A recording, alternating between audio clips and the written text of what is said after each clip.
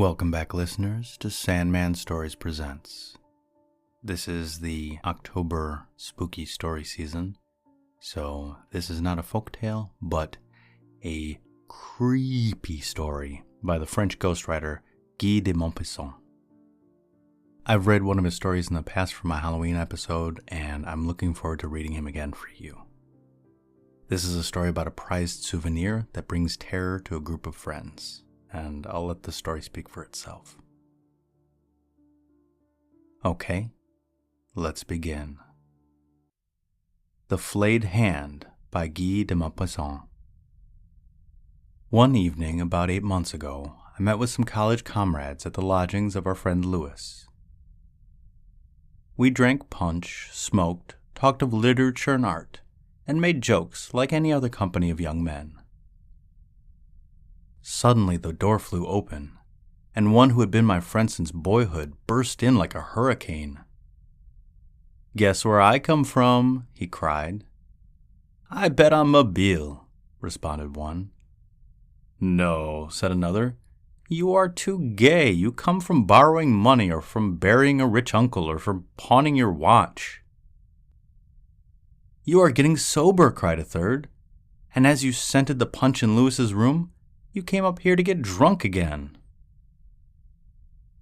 "You are all wrong," he replied. "I come from Pontresson in Normandy, where I have spent 8 days, and whence I have brought one of my friends, a great criminal, who I ask permission to present to you."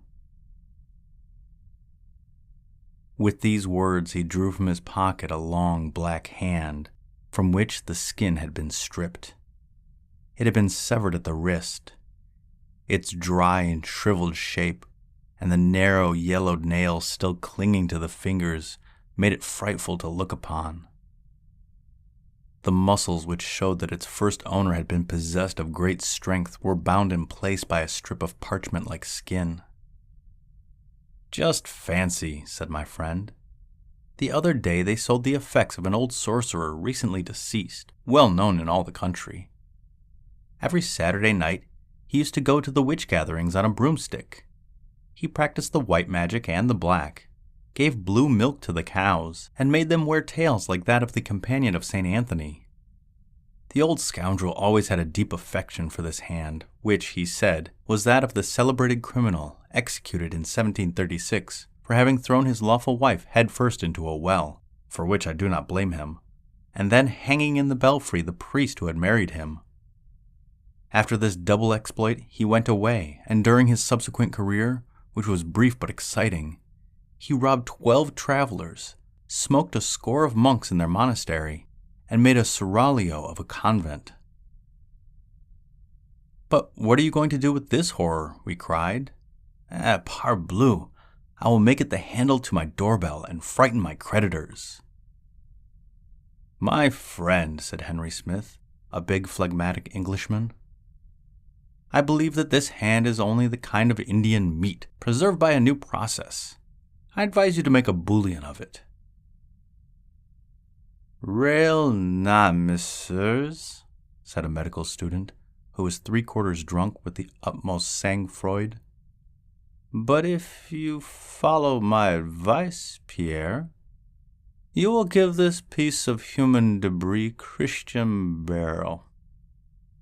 For lest its owner should come to demand it. Then, too, this hand has acquired some bad habits. For you know the proverb, 'Who has killed will kill.'" "And who has drunk will drink," replied the host, as he poured a big glass of punch for the student, who emptied it at a draught and slid dead drunk onto the table.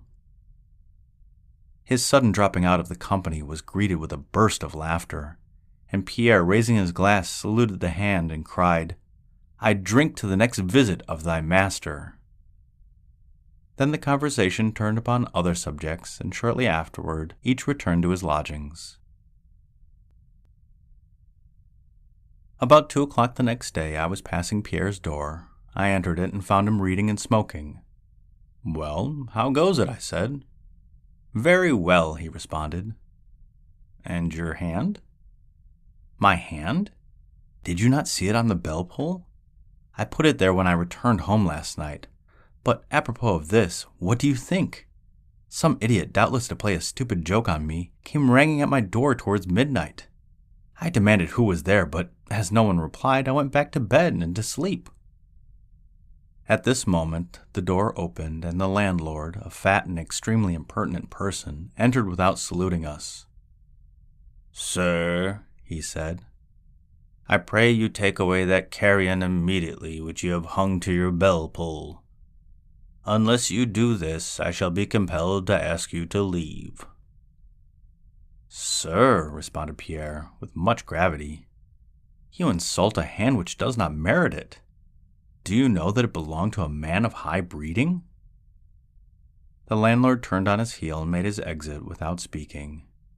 Pierre followed him, detached the hand, and affixed it to the bell cord hanging in his alcove. "That is better," he said. "This hand, like the 'brother all must die' of the Trappists, will give my thoughts a serious turn every night before I sleep."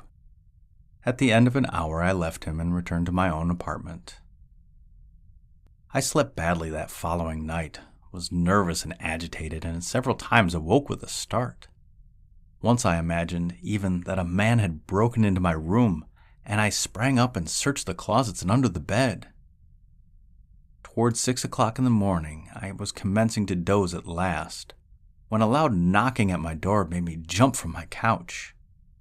It was my friend Pierre's servant, half dressed and pale and trembling.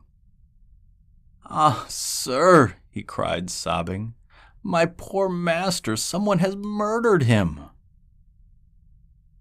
I dressed myself hastily and ran to Pierre's lodgings. The house was full of people disputing together. Everything was a commotion. Everyone was talking at the same time, recounting and commenting on the occurrence in all sorts of ways. With great difficulty I reached the bedroom, made myself known to those who were guarding the door, and was permitted to enter. 4 agents of police were standing in the middle of the apartment, pencils in hand, examining every detail and conferring in low voices and writing from time to time in their notebooks. 2 doctors were in consultation by the bed, on which lay the unconscious form of Pierre. He was not dead, but his face was fixed in an expression of the most awful terror. His eyes were open their widest, and the dilated pupils seemed to regard fixedly, with unspeakable horror, something unknown and frightful. His hands were clenched. I raised the quilt, which covered his body from the chin downward, and saw on his neck, deeply sunk in the flesh, the marks of fingers. Some drops of blood spotted his shirt. At that moment, one thing struck me. I chanced to notice that the shriveled hand was no longer attached to the bell cord. The doctors had doubtless removed it to avoid the comments of those entering the chamber where the wounded man lay, because the appearance of this hand was indeed frightful. I did not inquire as to what had become of it. I now clipped from a newspaper of the next day the story of the crime with all the details that the police were able to procure. "A frightful attempt was made yesterday on the life of young M. Pierre, student, who belongs to one of the best families in Normandy. He returned home about 10 o'clock in the evening, and excused his valet, Bovin, from further attendance upon him, saying that he felt fatigued and was going to bed. Towards midnight, Bovin was suddenly awakened by the furious ringing of his master's bell. He was afraid, and lighted a lamp and waited. The bell was silent for about a minute, then rang again with such vehemence that the domestic, mad with fright, flew from his room to awaken the concierge, who ran to summon the police, and at the end of about 15 minutes, 2 policemen forced open the door. A horrible sight met their eyes. The furniture was overturned, giving evidence of a fearful struggle between the victim and his assailant. In the middle of the room, upon his back, his body rigid, with livid face and frightfully dilated eyes, lay motionless young Pierre, bearing upon his neck the deep imprints of 5 fingers. Dr. Bodin was called immediately, and his report says that the aggressor must have been possessed of prodigious strength and have had an extraordinarily thin and sinewy hand, because the fingers left in the flesh of the victim 5 holes like that from a pistol ball, and had penetrated until they almost met. There is no clue to the motive of the crime or to its perpetrator. The police are making a thorough investigation. The following appeared in the same newspaper the next day. Monsieur Pierre, the victim of the frightful assault of which we have published an account yesterday, has regained consciousness after 2 hours of the most assiduous care by Dr. Bodin. His life is not in danger, but it is strongly feared that he has lost his reason. No trace has been found of his assailant. My poor friend was indeed insane. For 7 months I visited him at the hospital where we had placed him, but he did not recover the light of reason.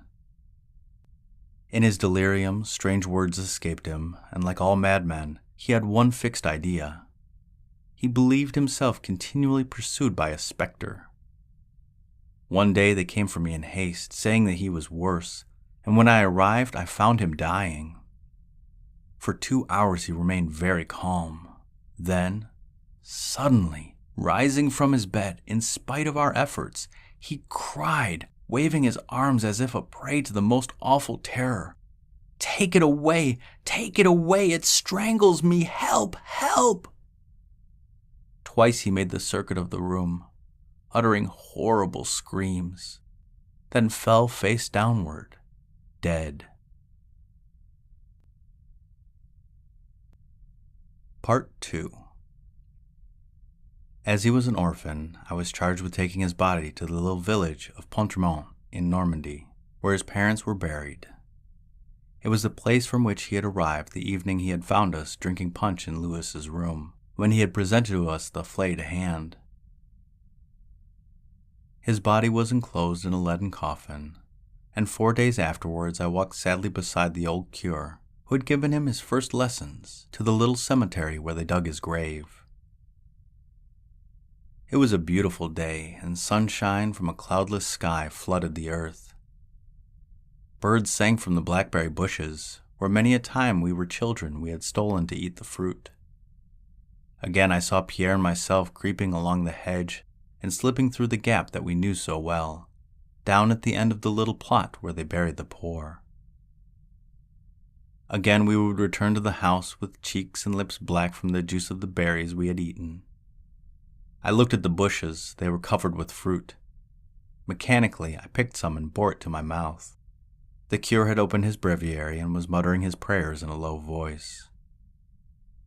I heard at the end of the walk the spades of the gravediggers who were opening the tomb. Suddenly they called out. The curé closed his book, and we went to see what they wished of us. They had found a coffin, and digging a stroke of the pickaxe, startled the cover, and we perceived within a skeleton of unusual stature, laying on its back, its hollow eyes seemingly yet to menace and defy us. I was troubled, I know not why, and almost afraid. "Hold!" cried one of the men. "Look there! One of the rascal's hands has been severed at the wrist. Ah, here it is!" And he picked up from beside the body a huge withered hand and held it out to us. "See," cried the other one, laughing. "See how he glares at you? As if he would spring at your throat and make you give him back his hand." "Go," said the curé. "Leave the dead in peace and close the coffin. We will make poor Pierre's grave somewhere else." The next day all was finished, and I returned to Paris, after having left 50 francs with the old curé, for the masses to be said for the repose of the soul of him whose sepulchre we had troubled. The end.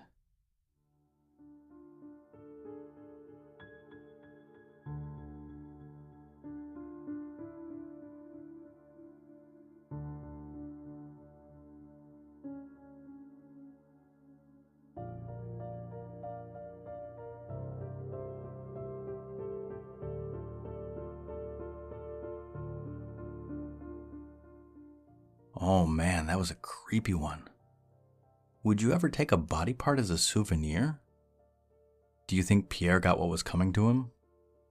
Sorry I couldn't do any French accents because I didn't want to murder a language as well, so no, one murder was enough. Thank you, happy Halloween, and good night.